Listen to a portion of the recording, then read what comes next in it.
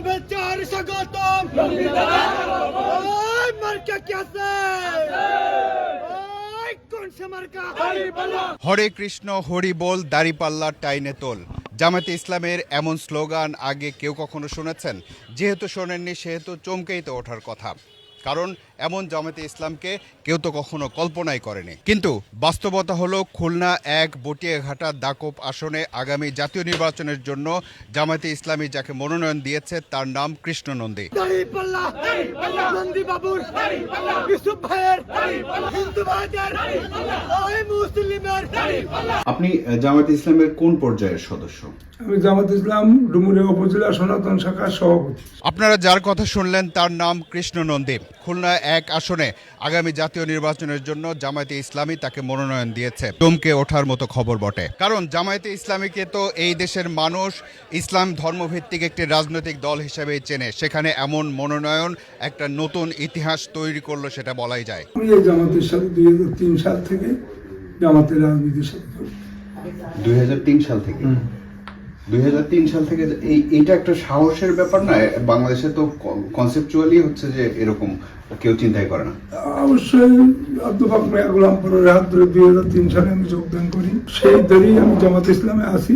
আর 5ই আগস্টের পরের থেকে, মানে জামাত ইসলাম যখন নিষ্ক্রিয় করে দিয়েছিল আওয়ামী লীগ সরকার, তারপরে 5ই আগস্টের পরের থেকে আমরা এই দল সক্রিয় হই, মানে রাজনীতিতে সরগরম হই। 2003 সালে আপনি যখন জামাতে যোগ দিলেন, এই যোগ দেওয়ার প্রক্রিয়াটা কেমন ছিল? প্রক্রিয়াটা অধ্যাপক মিয়া গোলাম পরের হাত ধরে 1001 টাকা দিয়ে 1000 টাকা দিয়ে তাদের হলো ফর্ম পূরণ করে জামাত ইসলামে যোগদান। জামায়াতে ইসলামী কি তাহলে নিজেদেরকে এক ধর্মভিত্তিক রাজনৈতিক দলের ভাবমূর্তি থেকে বের করে আনছে?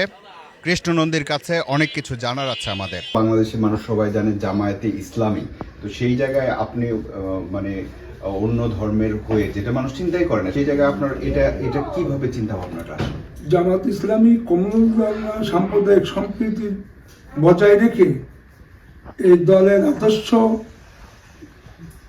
থেকে যে হিন্দু মুসলমান বৌদ্ধ খ্রিস্টান কোনো ভেদাভেদ নেই, তাই জামাত ইসলামের প্রার্থী করেছে, হিন্দু প্রার্থী আমাকে করেছে, আরও অন্য আসন থেকেও করবে, এখানে আরও মহিলারাও আসবে। জামাত ইসলাম এখন অন্যভাবে চলছে। এখন জামাতে ইসলামকে আপনি কিভাবে দেখছেন? এখন জামাত ইসলামে দেখছি যে জামাত ইসলাম একটা আদর্শিক দল, নীতি আদর্শ নিয়ে চলে। সেই জন্য জামাত ইসলাম এখন হিন্দু মুসলিম কোনো ভেদাভেদ নেই, সবাই কাঁধে কাঁধ মিলিয়ে কাজ করতে পারবে জামাত ইসলামে। সেই জন্যই জামাত ইসলাম।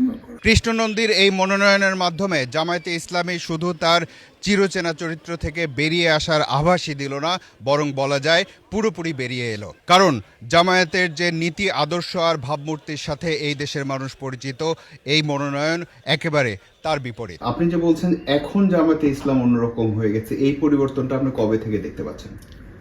5ই আগস্টের পরের থেকে জামাত ইসলাম সক্রিয় হয়েছে। কৃষ্ণ নন্দী যখন খুলনা 1 আসনে জামায়াতে ইসলামের মনোনয়ন পেলেন, তখন সেটা জেনে সারা দেশের মানুষই চমকে উঠেছে।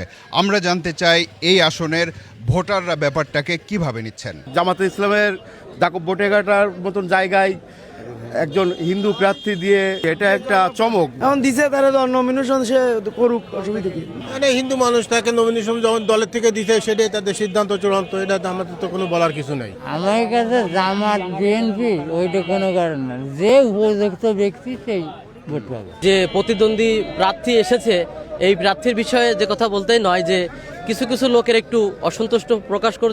আপনি নমিনেশন চেয়েছিলেন? নমিনেশন আমি চেয়েছিলাম না, তারা বললো দাদা নির্বাচন করতে হবে। আমি বললাম ঠিক আছে, আপনারা দলের সিদ্ধান্ত নিলে আমি সেটা করব। কিন্তু তারা যখন নির্বাচন করতে বললো, এটাতে আপনি অবাক হননি? অবাক হওয়ার কোনো কারণ নেই। যা বললো যে দাদা এতে কোনো নেই, হিন্দু মুসলমান কোনো ভেদাভেদ নেই, আমরা সেই আদর্শে বিশ্বাসী হয়ে আপনাকে মনোনয়ন দেব। এই আসনে আপনার অবস্থান কেমন হবে?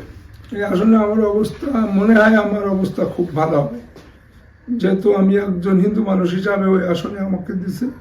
আর ওখানে হিন্দু মুসলমান সবাই আমাকে পূরণ করবে আশা করি। তথ্য বলছে এই আসনে হিন্দু ভোটারের আধিক্য বেশি।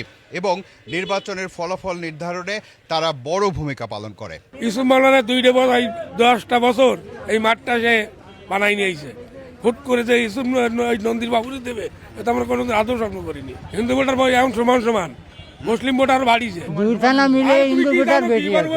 অন্য অনেক দল ছিল, মানুষজন, বাংলাদেশের মানুষজন মনে করে যে হিন্দুদের আওয়ামী লীগের প্রতি দুর্বলতা বেশি, সেই সব বা বিএনপি ছিল বা অন্য দলও ছিল, সেই সব বাদ দিয়ে আপনি জামায়াতের দিকে কেন? জামাত ইসলাম যেহেতু সঠিক পথে আছে, সত্যের পথে আছে, ন্যায়ের পথে আছে, তাই জামাত ইসলাম করে। জামাত ইসলাম চাঁদাবাজি করে না, সন্ত্রাসী করে না, দুর্নীতি করে না, তাই জামাত ইসলাম। হিন্দু কমিউনিটি আপনাকে কিভাবে, এইটা তারা কি আনন্দিত না শকড হয়েছে? তারা আনন্দিত, সবাই আমি স্বতঃস্ফূর্ত সারা পাচ্ছি। সাধারণ মানুষ বলতেছে যে এটা একটা খেলা, যে জামাত ইসলাম আরো ভুল কাজ করছে। আগে যে ভোট পাতো সে ভোট আর কমে গেছে। হরে কৃষ্ণ হরি বল দাড়িপাল্লা টাইনে তোল। মদের বোতল আর মহিলা আছে, এই দেখেন আরো আছে। এই যে প্রতিদ্বন্দ্বিতা থাকবে, অনেক কথাবার্তাও থাকবে, এটা নিয়ে কোনো কিছু না। প্রতিদ্বন্দ্বীরা মাঠে খেলা হবে, সেই খেলা থেকেও মনে হয় আমি বিজয় হয়ে চলে আসতে। কৃষ্ণ নন্দীর এই মনোনয়ন জামায়াতে ইসলামের শুধু এক ধর্মভিত্তিক রাজনৈতিক দলের ভাবমূর্তি থেকে নিজেদেরকে বের করে আনার বড় পদক্ষেপই নয়, এর পাশাপাশি যে আসন থেকে তাকে মনোনয়ন দেওয়া হয়েছে সেখানে ভোটের রাজনীতির একটা বড় হিসাব নিকাশও আছে।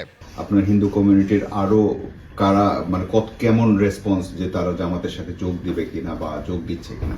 হ্যাঁ, জামাতের সাথে যোগ দিচ্ছে তো হিন্দুরা, ধরে ধরে যোগ দিচ্ছে। কৃষ্ণ নন্দীকে মনোনয়ন দেওয়ার মাধ্যমে জামায়াতে ইসলামী তাদের এক চালে অনেকগুলো কৌশল প্রয়োগ করেছে বলে মনে করছেন স্থানীয়রা। মঞ্জুরুল করিম, প্রবাস কথা, বটিয়াঘাটা, খুলনা।